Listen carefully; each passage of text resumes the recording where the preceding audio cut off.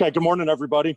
Thanks for joining us today for Coach Collins' weekly press conference. Will be followed by defensive coordinator Andrew Thacker, offensive coordinator Dave Patnode. Without any further ado, we'll turn it over to Coach Collins. Coach, if you could open with a brief statement looking ahead to Louisville this Friday night here at Bobby Dodd Stadium. Thanks, Mike. Yeah, the biggest thing is just had a really good Tuesday practice. Obviously, I had to, at the very end, had to remind the guys that in the Georgia Tech academic world today, it is a Monday, but we had Techno Tuesday going. We had a really good Tuesday practice. Really proud of the way the guys that have regrouped, how they handled the bye week. Felt like we got a lot better, learned from the mistakes of the past 2 weeks especially. A lot of really good things to build on from that piece. But just as a collective, things that we worked on, obviously protecting the football and creating turnovers. Those are big emphases in this program, and never more so than it's been showing up the last 2 weeks. We've been playing some really good football, but then we end up turning the ball over. And we're not getting enough turnovers to balance that. So that was a huge emphasis today. Actually shared a stat over the last 10 years in the NFL. Teams in the NFL over the last 10 years that gain +1 in the turnover margin, I think, are winning 78% of their games. Teams that are +2, that number rises to the high 80s. Teams that are +3 over the last 10 years in the NFL is 95% wins based on the turnover margin. So we've been emphasizing it. The guys understand it, and we just got to do better. We've been able to move the ball up and down the field on some good opponents. We've been able to hold people in check on defense, creating a lot more negative plays. But then the other piece is the explosives given up on defense, giving the ball, especially once we get down into the red zone, capitalize and finish drives on that piece. Some guys that stood out, and I don't want to dwell on the last game too much because we're past that. We've moved on with the bye week, but just some players of the game. Josh Blancato on special teams, Jamin Brooks and Jordan Dominic on defense, and just how hard they play every single play. And then true freshman Jameer Gibbs and the offensive line on offense. Developmental guys from the previous week, Paula Tuve-Vapulu, I think I'm pronouncing that better and better every day. Josh Tukes on defense. And then this one matters a lot is Chris Miller. He's a walk-on tight end that has had to have his situation over the last 2 weeks elevated and had to play for us on PAT field goal unit on Saturday, and was able to step in and contribute. So really think a lot of him and how he's contributed to the team. Presley Harvin, I think for the third week, has made the Ray Guy honor roll list, just what he's doing in the punting game. The protection has been really good, and then he's been able to boom it. And then also to added layer to that is the elite gunner play that we've had from Josh Blancato, Jaitlin Askew, Tobias Oliver. He had to step up when Jaitlin went down the last game, and then Dante Smith out there covering kicks as a gunner, covering kicks on the kickoff team. Been really proud how Dante's been playing on special teams. Everybody sees the splash plays and the splash runs that Dante has had for us, playing at a really high level. But the thing that really makes me proud is what he's done in his special teams role is really, really special. Friday night, ESPN, 7 o'clock, downtown Atlanta. There's not a better venue in college sports than that backdrop. So excited to be there Friday night. It'll be Cape Day. There'll be a lot of changes that'll be different. Obviously, we won't have Yellow Jacket Alley.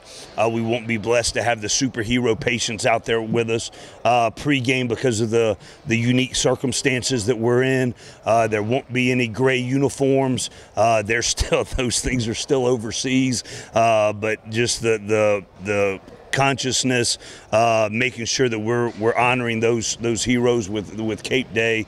It's a special part of what we do as a Georgia Tech athletic department.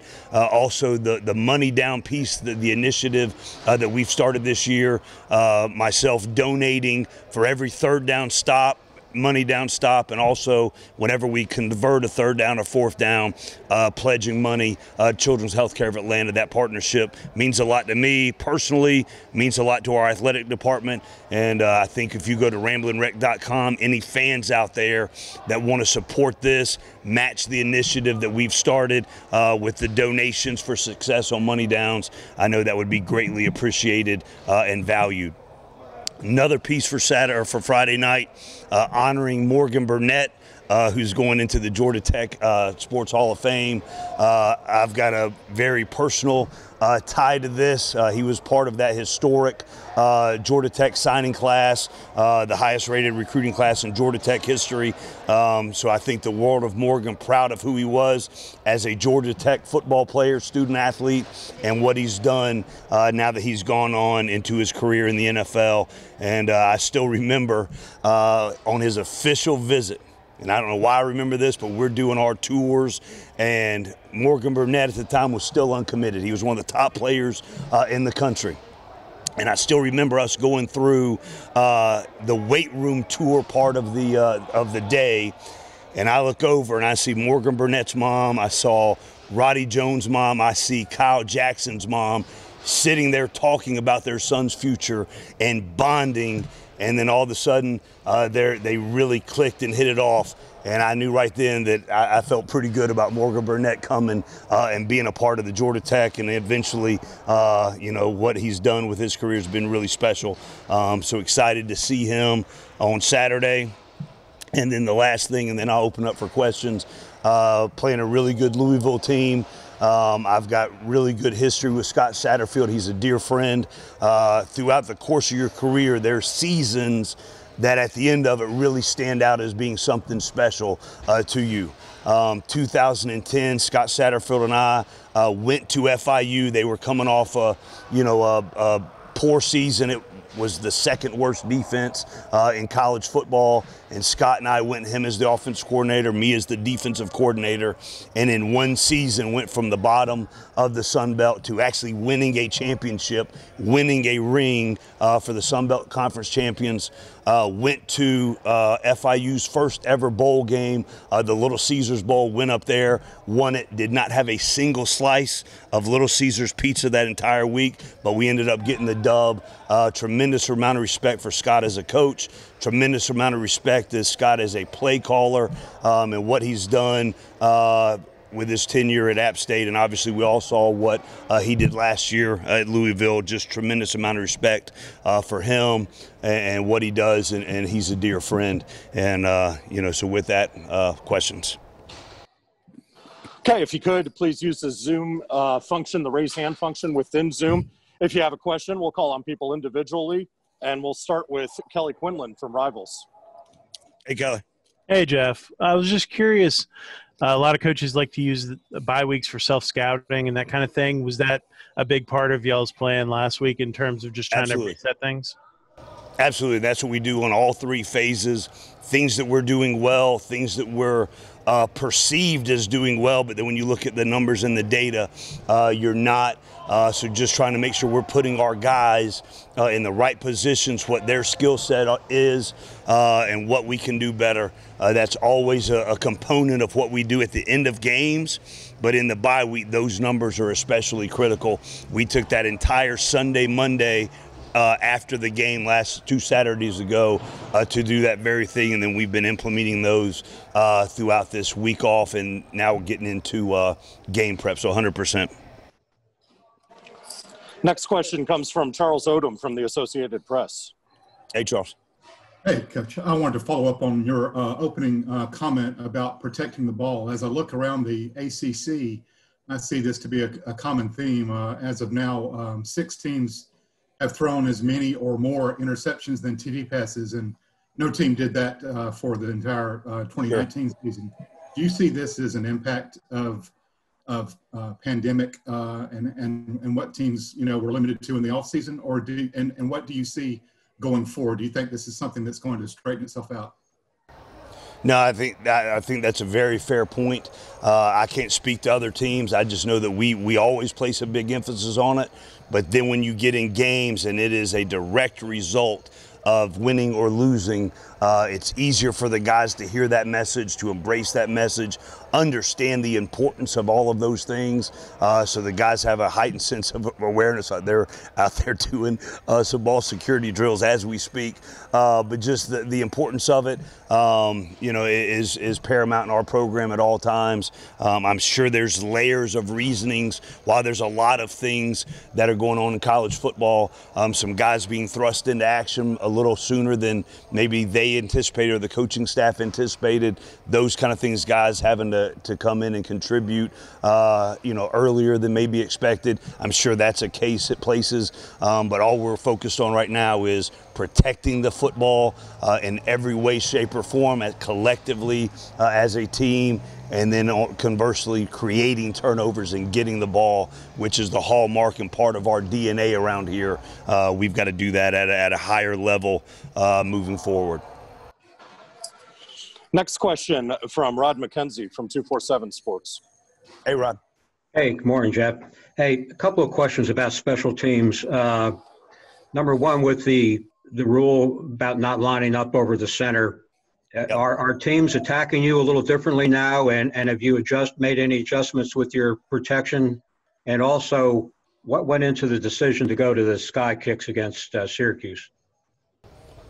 Yeah, so that's part of what we do too. We've changed. We're blessed right now that we have a left-footed kicker, we have a right-footed kicker, so we're able to do different things from our kickoff unit perspective, and that's part of our plan to do those things. You guys have been around us now for a year and a half. The specialty kicks are part of our DNA, and it's what we do. And the protection piece, we've still got to continue to work on that, getting height on our kicks and all those kind of things. But just a feel of the game, and some other things that are planned as part of what we do, how we distribute the ball on kickoffs and on punts. We keep those things varied at all times. Next question comes from Adam Rittenberg from ESPN.com. Hey, good morning, Geoff. Hey, I'm just doing something on Coach Revenue and his voter initiative, and I just wanted to ask you what your reaction was to that, and then obviously what you did as a football coach with your team, sure, just to be a part of it. Yeah, absolutely, and I've spoken about this many times to the people that cover us every day, so I don't want to be redundant, but I do think it is an important piece, and it's an important initiative, and I think our basketball program, our athletic department deserves so much credit for beginning this initiative, beginning the discussion, being the flag bearers for moving this thing forward.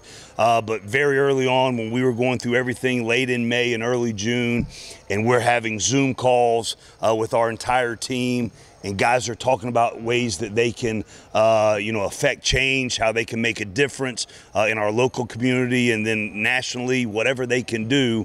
One of the pieces, and a couple of our players said it on some of the Zoom calls, was the voting piece.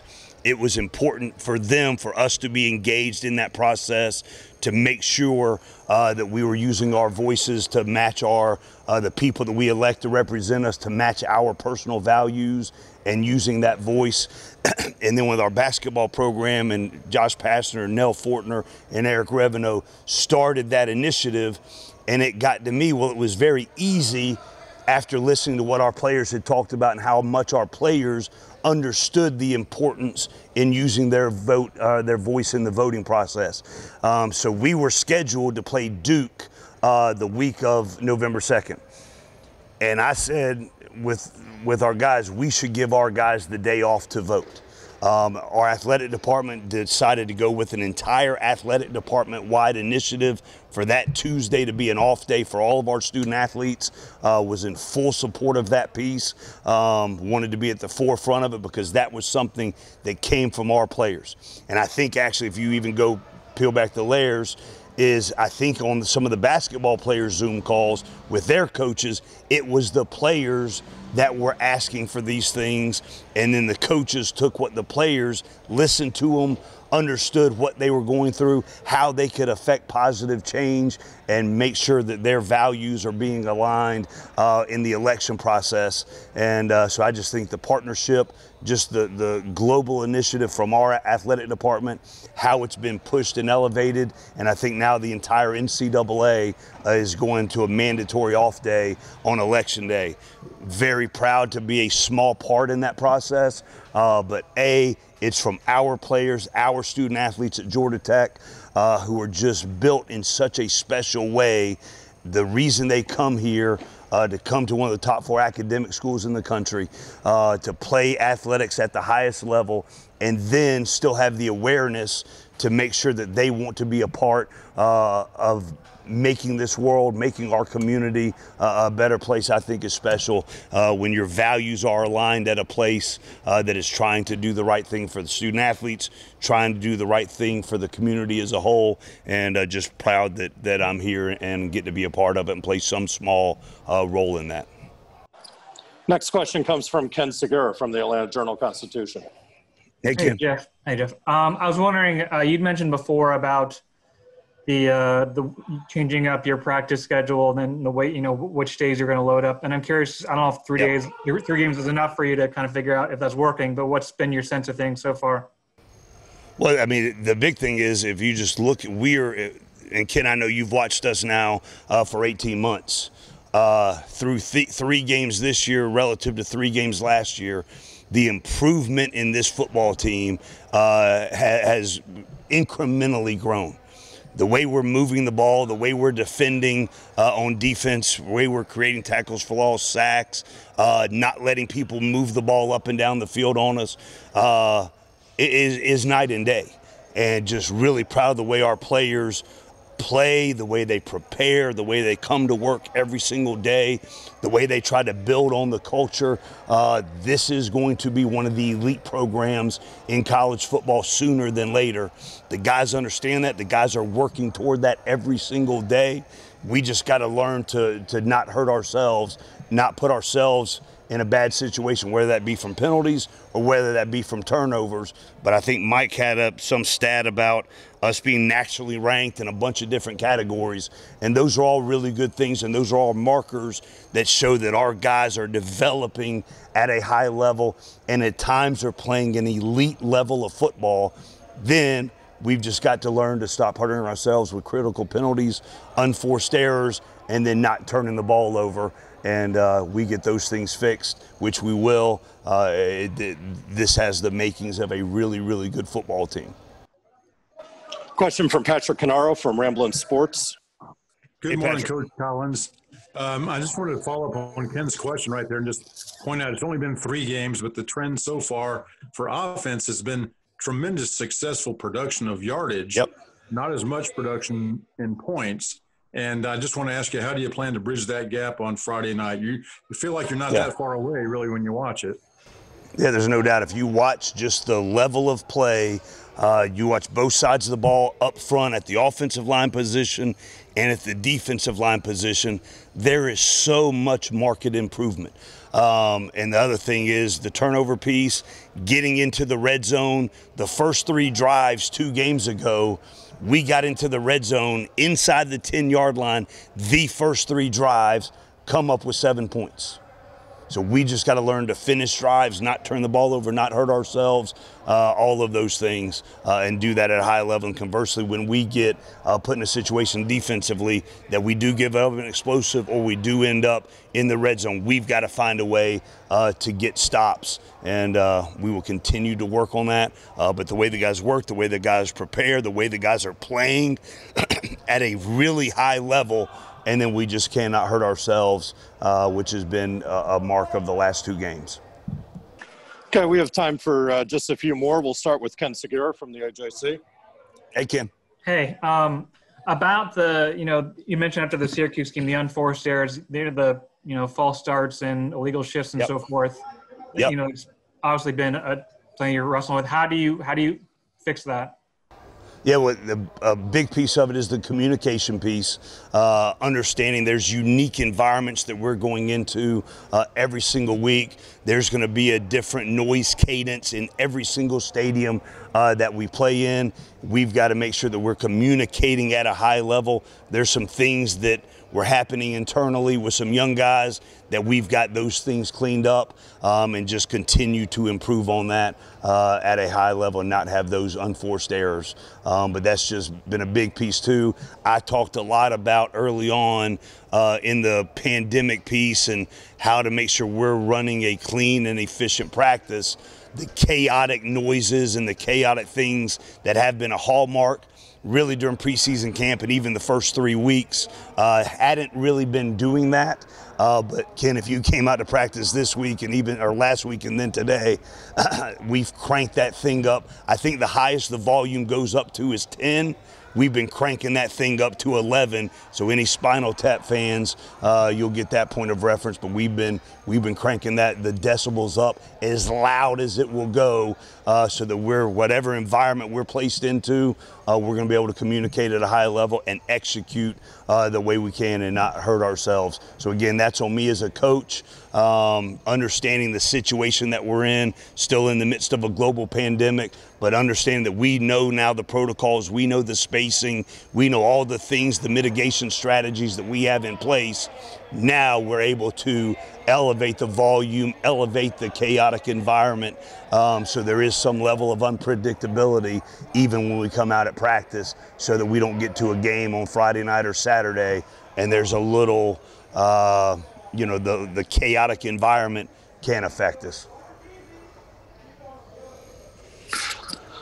Another question from Kelly Quinlan from Rivals. Hey, Geoff. Hey, You got Antonius back for the last game, and I imagine Antonio Owens is probably pretty close now. Kind of how does it feel to start to get some of those pieces back? I imagine that, as injuries go down, you start to get these pieces back, and seeing a guy like Antonius finally get to play his first game at Tech, after a long layoff. Right. And then just another piece of it too, Kelly, and I appreciate it, is the list, and I think it might have even been you, the list that was put out of the guys that are missing time at critical spots. We just worry about the next man up. Any guy that is not going to be playing or not going to be contributing, we love them. They mean so much to us, but then if they're not available for whatever reason going into games, we've still got to get the next group of guys ready to play in their stead at a very high level. And I said early on throughout this, as we were getting ready to go into this season, is the guys at all levels have to be ready to step up and play. No more there's been displayed than Jack Coco and what he's meant to this team, especially over the last 2 weeks. But there's going to be situations at running back. You see a Dante Smith step up, a Jemias Griffin, Jahmyr Gibbs elevate without JP, Jack Coco without the tight ends. And then there's other positions as well that have had to elevate their game with some guys that are going to be missing. That is going to be a common theme around the country. Obviously, we try to do everything that we can in our powers relentlessly for the health and safety of our players, making sure they understand while they're here with us in this facility working out, whether it's in the weight room, in the cafeteria, in the training room, in the locker room, out here at practice, that we're doing everything for their health and safety. And then when they leave this facility, all the steps that goes through, all the reminders, the text message chains. I know our coaching staff gets tired of me sending mask emojis to the various group text chains that we're on, but it's real, and we got to make sure that we're doing everything we can for the health and well-being of our guys amidst getting our guys ready to play at a very, very high level. So proud of this team. I'm so proud of these coaches, just the way they come to work every single day with the right mindset, the right attitude in the midst of everything that's going on in the world. They're able to focus, compartmentalize for the time that they're here to get ready to play big-time college football on a national stage Friday night ESPN, and just blessed to coach these guys. They've gotten better every single day, and then just the critical areas we've got to cut out, and we're well on our way to being a really, really good football team. Okay, looks like that was the last question for Coach Collins. So, Coach, thank you. Thanks, everybody guys. hang on, Thanks, guys. and we'll get Coach Thacker up here as soon as we get everything disinfected.